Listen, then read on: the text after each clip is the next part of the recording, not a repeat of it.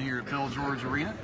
We're here with Coach Vinay Patel. And Coach, an excellent defensive effort by your team in the second half. Your thoughts on the game today? I thought we guarded a lot better in the second half than we did the first half for sure. They're a very good basketball team. Let me tell you that right now. They're a really good basketball team. And any time in this conference you can go on the road and steal a win, it's a big time win. And so I'm extremely proud of our guys for coming back.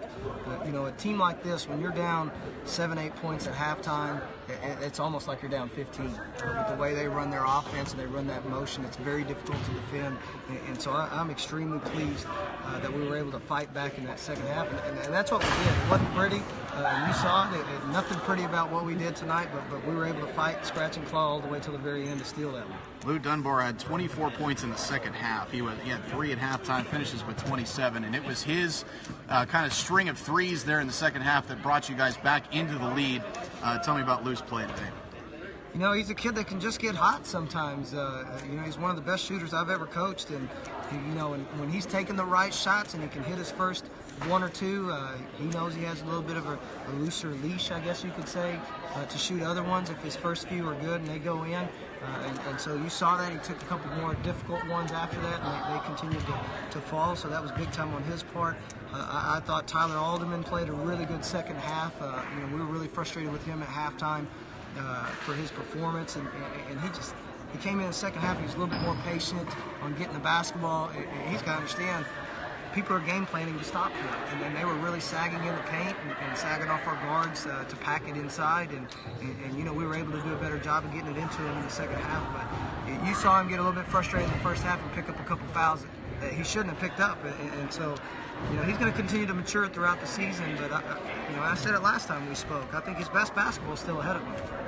Jonathan Reed had 2 quick fouls in the first half. He only played a couple of minutes, and he's probably your best on-ball defender. How does he change the game when he's able to stay on the floor? We play a lot faster when he's on the floor. I feel like at times he takes more chances, but he's an aggressive defender, and it's one of the things I loved about him last year, especially down the stretch. If you looked at our team last year, I really subbed him a lot, offense and defense, down the stretch of games, because I think he's one of our best overall defenders on the team, and he brings a sense of maturity and toughness to that end of the floor, and I felt like we really missed him in the first half because of that.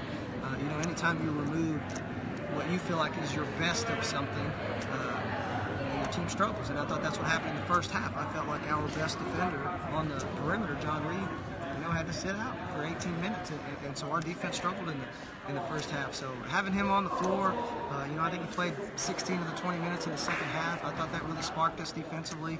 We started getting a few more stops, and that was the difference in the game, because we dang sure didn't do a good job on the glass tonight.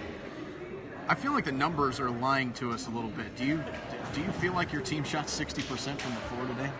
I didn't feel like it. I know that. We didn't have a ton of turnovers, so I didn't. But they shot lights out, and they hit 6 threes in the first half. It's kind of funny because I was joking with Terrence earlier today. Bonhomme, he said we always kind of joke that I have a crystal ball because I always make predictions and they seem to hit every time. And, I told him over/under on threes made in the first half tonight by John Brown, and I said 6.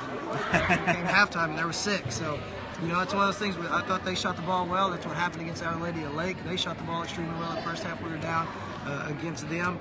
In the second half, I just think the way we play defensively, our team sometimes wears on you. And I don't know if that was the case or not with their team tonight, but as hard as we play and as physical as we are at times, in my mind, I guess, the sort of mentality of the basketball team is you tend to wear on the other team down the stretch. You kind of led into my next question. Your team has come from behind several times this season. Do you attribute that to that aspect right there, being able to wear teams down?